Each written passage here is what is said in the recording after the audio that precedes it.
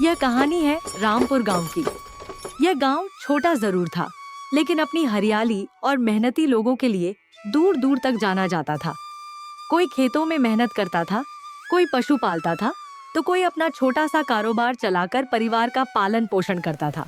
हाल ही में बारिश का मौसम शुरू हुआ था। चारों तरफ रिमझिम बारिश हो रही थी और पूरा गांव हरियाली से ढक चुका था। ऐसे ही सुहाने मौसम में चौपाल के पास रमेश नाम का एक आदमी अपना वड़ा पाव का ठेला लगाए खड़ा था। वह गर्मा गर्म वड़ा पाव बना रहा था। अरे भाई, और कितना टाइम लगेगा तुम्हारे वड़ा पाव में? एक तो ये बारिश का मौसम और तुम्हारी कढ़ाई में तलते हुए गर्मा गर्म वड़े देखकर अब मुझसे इंतजार ही नहीं हो रहा है।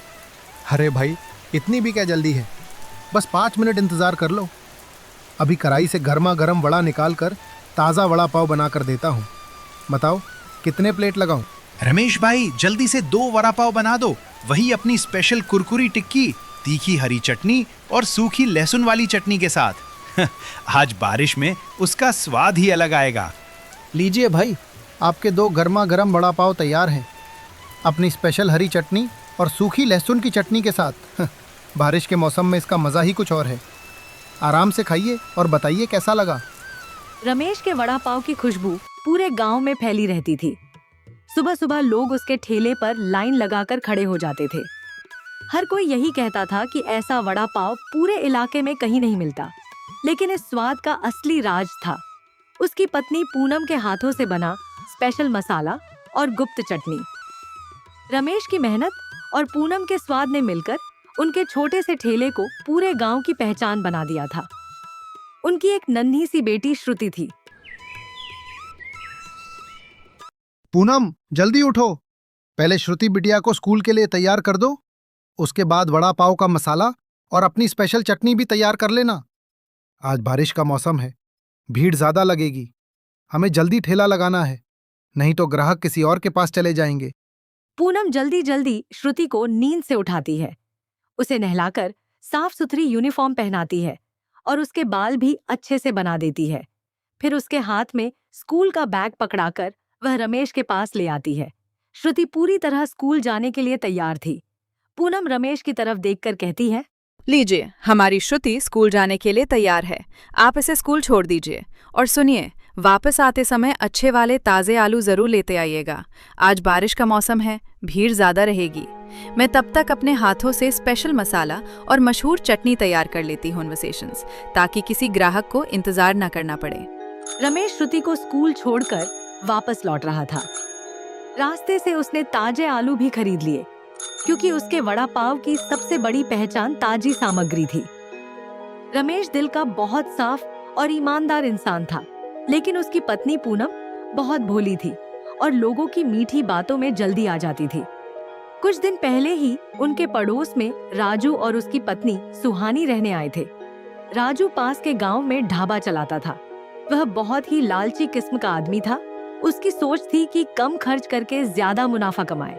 वहीं सुहानी हमेशा महंगे कपड़े, गहने और पैसे का दिखावा करती रहती थी। उधर पूनम अपने हाथों से स्पेशल मसाला और मशहूर चटनी तैयार करने में लगी हुई थी। तभी रमेश घर पहुंचता है, आलू पूनम के हाथ में देता है और मुस्कुराकर कहता है, लो पूनम, ताज़े आलू ले आया हूँ। अब जल्दी से सारी तैयारी कर दो, आज बारिश है, भीड़ बहुत लगेगी। पूनम ने उबले हुए आलूओं में अपने खास मसाले मिलाकर स्वादिष्ट स्टफिंग तैयार की।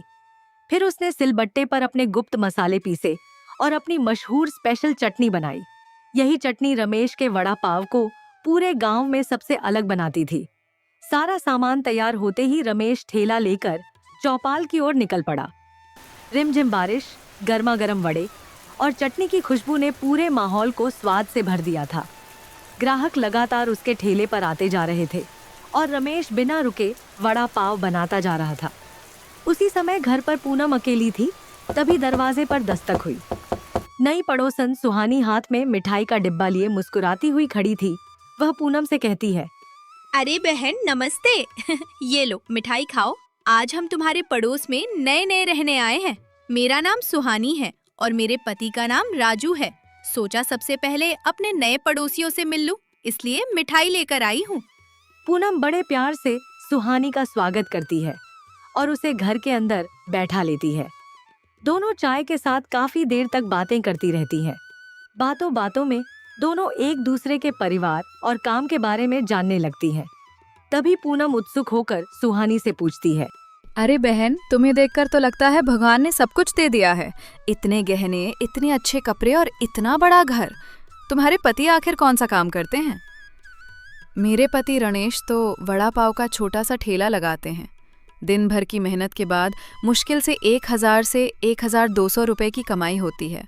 उसी में हमारा घर चल जाता है। अगर तुम्हारे पति के काम जैसा कोई अच्छा काम हो तो मेरे रमेश को भी जरूर बताना, शायद हमारी किस्मत भी बदल जाए। यही तो तुम लोग गलती करते हो। इतनी बढ़िया क्वालिटी का सामान इस्तेमाल करोगे तो बचत कैसे होगी? मेरे पति हमेशा कम कीमत का सामान खरीदते हैं, ऊपर से दाम भी अच्छे लेते हैं। इसीलिए हमारा घर इतना अच्छा चल रहा है। तुम भी रमेश से कहो कि थोड़ी सस्ती सामग्री इस्तेमाल करे। यकीन मानो, कुछ ही दिनों में दिन के 2500 से 3000 रुपए आराम से बचने लगेंगे। सुहानी तो वहां से चली गई, लेकिन उसकी बातें पूनम के मन में रह गई। वह बार बार यही सोच रही थी कि अगर थोड़ा सस्ता सामान इस्तेमाल कर लिया जाए तो मुनाफा काफी बढ़ सकता है। उसे यह एहसास भी नहीं था कि यही एक छोटी सी सोच आगे चलकर बहुत बड़ी गलती साबित होने वाली है। देखते ही देखते शाम हो गई। रमेश पूरे दिन की मेहनत के बाद अपना ठेला लेकर घर लौटा। रमेश के घर में कदम रखते ही पूनम ने उसे सुहानी से हुई पूरी बातचीत बता दी। पूनम, मुझे ज़्यादा पैसे नहीं चाहिए। मुझे अपने ग्राहकों का भरोसा चाहिए। हमारे वड़ा पाव की पहचान हमारी ईमानदारी और अच्छी क्वालिटी है। अगर हम लालच में आकर घटिया सामान इस्तेमाल करेंगे तो लोगों की सेहत के साथ खिलवाड़ होगा। ऐसी कमाई का कोई मतलब नहीं जिसमें किसी का नुकसान हो। मैं चाहे कम कमाऊं, लेकिन हमेशा ईमानदारी से ही कमाऊंगा। रमेश को लगा था कि पूनम उसकी बात समझ चुकी है, लेकिन उसके मन में लालच धीरे धीरे और बढ़ता जा रहा था। कुछ दिन तक सब सामान्य रहा, लेकिन फिर वही बात रोज के झगड़े की वजह बन गई। रमेश किसी भी कीमत पर मिलावट करने को तैयार नहीं था, जबकि पूनम ज्यादा पैसे कमाने के लिए बार बार सस्ती सामग्री इस्तेमाल करने की बात करती थी। आखिर एक दिन बात इतनी बढ़ गई कि पूनम गुस्से में अपनी मायके चली गई। अब रमेश के साथ सिर्फ उसकी मासूम बेटी श्रुति थी। रमेश मेहनती जरूर था, लेकिन उसकी पत्नी की बनाई स्पेशल चटनी और गुप्त मसालों की रेसिपी सिर्फ पूनम को ही पता थी। फिर भी उसने हिम्मत नहीं हारी और अगले ही दिन ठेला लगाकर खड़ा हो गया। कुछ पुराने ग्राहक वड़ा पाव खाने आए।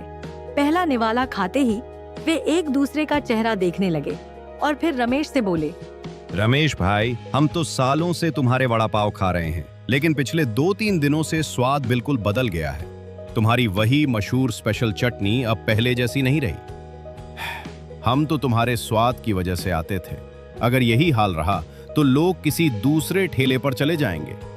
कुछ करो रमेश भाई, वरना तुम्हारा अच्छा खासा चलता हुआ धंधा भी बंद हो जाएगा। पूनम के जाने के बाद रमेश की जिंदगी पूरी तरह बदल गई। उसके पास वड़ा पाव बनाने का हुनर तो था, लेकिन वह मशहूर चटनी और गुप्त मसालों की रेसिपी अब उसके पास नहीं थी। वह हर दिन पहले से ज्यादा उदास रहने लगा। इधर सिर्फ 2-3 दिनों के अंदर ही पूनम ने रमेश के ठेले के बिल्कुल पास अपना नया वड़ा पाव का ठेला शुरू कर दिया। उसने स्वाद तो वहीं रखा, लेकिन लालच में आकर सस्ते और घटिया सामान का इस्तेमाल करना शुरू कर दिया। कम खर्च और ज्यादा मुनाफे के चक्कर में वह ग्राहकों की सेहत भूल गई। शुरुआत में उसका धंधा खूब चला, लेकिन कुछ ही दिनों बाद गांव के लोगों की तबीयत बिगड़ने लगी। उधर रमेश अपने घर के एक कोने में उदास बैठा था। तभी उसकी छोटी सी बेटी श्रुति उसके पास आई और उससे प्यार से बोली, पिताजी, मैं कई दिनों से देख रही हूँ आप हमेशा उदास रहते हैं। आप ठेला लगाने भी नहीं जाते। क्या कोई बड़ी परेशानी है? आप मुझसे छुपाइए मत, मुझे सब बताइए। श्रुति बेटा, तुम्हारी माँ बुरी नहीं है। वो बस गलत लोगों की बातों में आ गई और ज़्यादा पैसे कमाने के लालच में पड़ गई। उसने अलग ठेला शुरू कर लिया है और अब घटिया सामान इस्तेमाल कर रही है। हमारे वड़ा पाव की पहचान हमारी ईमानदारी और तुम्हारी माँ के हाथों की स्पेशल चटनी थी। वही रेसिपी सिर्फ उसे ही आती है।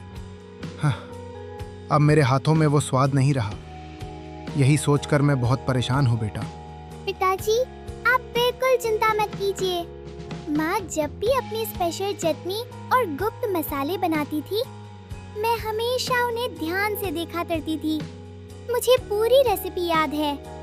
मैं आज ही आपके लिए वही मसाले और चटनी बना दूंगी।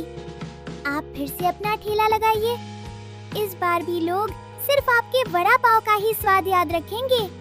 श्रुति की हिम्मत बढ़ाने वाली बातों ने रमेश के अंदर फिर से नया जोश भर दिया।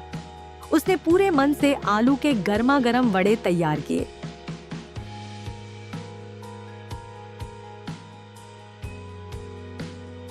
फिर सिलबट्टे पर वही स्पेशल चटनी पीसी और गुप्त मसालों को बिल्कुल पहले की तरह तैयार किया। जब सारी तैयारी पूरी हो गई तो रमेश अपना ठेला लेकर चौपाल पहुंच गया। जैसे ही कढ़ाई में पहला वड़ा तला गया, उसकी खुशबू पूरे चौक में फैल गई। खुशबू इतनी लाजवाब थी कि पुराने ग्राहक अपने आप उसके ठेले की तरफ खिंचे चले आए। कुछ ही मिनटों में उसके ठेले पर फिर से लंबी लाइन लग गई। पहला वड़ा पाव खाते ही एक ग्राहक खुशी से बोला, अरे रमेश भाई, अब हुई ना असली बात। पहला निवाला खाते ही पुराना स्वाद वापस आ गया। हम तो सोचने लगे थे कि तुम्हारे वड़ा पाव को आखिर क्या हो गया, लेकिन आज फिर वही पुरानी खुशबू, वही स्पेशल चटनी और वही मजेदार स्वाद मिल गया। अब तो रोज यहीं आकर वड़ा पाव खाएंगे। श्रुति की हिम्मत और समझदारी ने रमेश का डूबता हुआ धंधा फिर से खड़ा कर दिया। एक बार फिर उसके ठेले पर पहले जैसी लंबी लाइनें लगने लगी और पूरे गांव में उसके वड़ा पाव की खुशबू फैल गई। लेकिन दूसरी तरफ पूनम का लालच अब उसकी सबसे बड़ी सजा बन चुका था। सस्ती और घटिया सामग्री की वजह से लोगों की तबीयत बिगड़ने लगी। धीरे धीरे गांव वालों ने उसके ठेले पर आना ही बंद कर दिया। अब पूनम को अपनी गलती का एहसास हो चुका था। उसे समझ में आ गया कि ईमानदारी से कमाया हुआ थोड़ा पैसा लालच से कमाए हुए ज्यादा पैसों से कहीं बेहतर होता है। शाम होते ही वह आंखों में आंसू लिए अपने घर की ओर चल पड़ी। आज वह अपने पति रमेश से अपनी गलती की माफी मांगने वाली थी। वह अपने घर पहुंचती है। सुनिए जी, मैं अपनी गलती मानती हूँ। मैं पड़ोसन की मीठी बातों और ज्यादा पैसे के लालच में अंधी हो गई थी। मैं भूल गई थी कि हमारे ग्राहकों का भरोसा ही हमारी सबसे बड़ी कमाई है। मेरे लालच ने हमारा घर भी तोड़ दिया और लोगों का विश्वास भी। मुझे अपनी गलती का बहुत पछतावा है। अगर आप मुझे माफ कर दें तो मैं वादा करती हूँ कि आज के बाद कभी लालच नहीं करूंगी और हमेशा ईमानदारी से आपका साथ दूंगी। पूनम, मुझे तुमसे कोई नाराजगी नहीं है। मुझे बस इस बात का दुख था कि तुमने लालच में आकर अपनी सोच बदल ली। लेकिन अब जब तुम्हें अपनी गलती का एहसास हो गया है तो मेरे मन में तुम्हारे लिए कोई शिकायत नहीं है। मैं तुम्हें पूरे दिल से माफ करता हूँ। बस एक बात हमेशा याद रखना, ईमानदारी और अच्छी नीयत से कमाया हुआ थोड़ा पैसा भी सबसे बड़ी दौलत होता है। और आगे से किसी की मीठी बातों में आकर गलत फैसला मत लेना। सुनिए जी, एक बात मेरी समझ में नहीं आ रही। जब मैं घर छोड़ के चली गई थी तब आपके वड़ा पाव का स्वाद पहले जैसा नहीं रहा था, लेकिन अब फिर से वही खुशबू, वही चटनी और वही पुराना स्वाद वापस कैसे आ गया? वो गुप्त मसाले और स्पेशल चटनी की रेसिपी तो सिर्फ मुझे ही आती थी। आखिर आपने ये सब सीखा कहाँ से? पूनम, ये किसी चमत्कार से नहीं हुआ। ये हमारी बेटी श्रुति की समझदारी और प्यार का नतीजा है। जब भी तुम स्पेशल मसाले और चटनी बनाती थी, वो चुपचाप तुम्हें ध्यान से देखा करती थी। उसने बिना बताए पूरी रेसिपी सीख ली थी। जब मैं टूट चुका था तब उसी ने मेरा हौसला बढ़ाया और मुझे सब सिखाया। आज अगर मेरा ठेला फिर से चल रहा है तो उसका पूरा श्रेय हमारी बेटी श्रुति को जाता है, और शायद उसी की वजह से आज हमारा परिवार भी फिर से एक हो गया है। श्रुति की छोटी सी समझदारी ने वह कर दिखाया जो बड़े बड़े लोग नहीं कर पाए। उसने सिर्फ अपने पिताजी का धंधा ही नहीं बचाया, बल्कि अपने टूटते हुए परिवार को भी फिर से जोड़ दिया। पूनम ने हमेशा के लिए लालच का रास्ता छोड़ दिया और ईमानदारी को अपना लिया।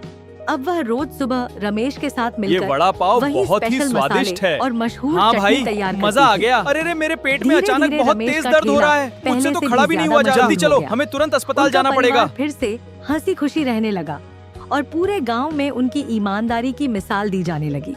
दोस्तों, उम्मीद है आपको हमारी यह कहानी जरूर पसंद आई होगी। अगर इस कहानी से आपको कोई सीख मिली हो तो वीडियो को एक लाइक जरूर करें।